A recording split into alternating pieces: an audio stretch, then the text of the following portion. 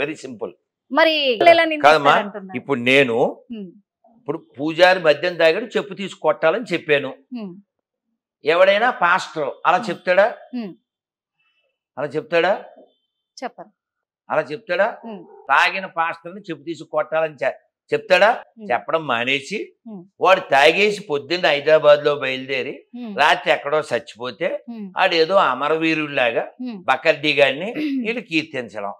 పాస్టర్లు తాగుతారని పాస్టర్లే చెప్పారు, అవునా? వాడు తాగి చచ్చిపోయింది, సీసీ ఫుటేజ్ దొరికింది. వాళ్ళు క్వశ్చన్ చేయకూడదుగా. గొంగల్లో తింటూ ఎంటుకలు ఎతకూడదు.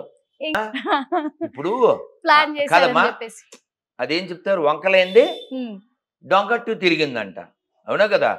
అవును, వాళ్ళ దగ్గర ఏమన్నా ఉంటే కదా. వాడు తాగి చచ్చాడు, అది గవర్నమెంట్ చెప్పింది. వాడు తాగుబోతేదవా ఇంకో పాస్టర్ చెప్పాడు, సో వాట్ కదా. అప్పుడు ఇప్పుడు అలిగేషన్ చేయడం కాదు.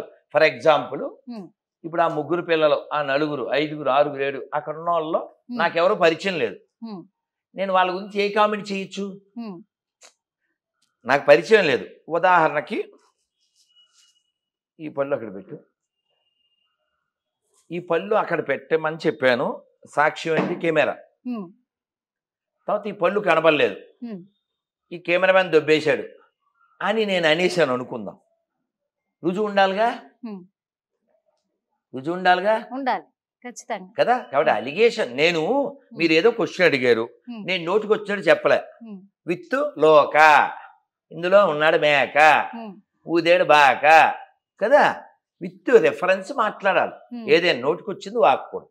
అది అంటే కేవలము ఇక్కడ క్రిస్టియన్స్ ని మీరు వ్యతిరేకిస్తున్నారా? లేదమ్మా, ఈ దేశాన్ని వ్యతిరేకించే ప్రతి దరిద్రుని వ్యతిరేకిస్తా. దేశాన్ని వ్యతిరేకించే ఎవడైనా, ఉదాహరణకి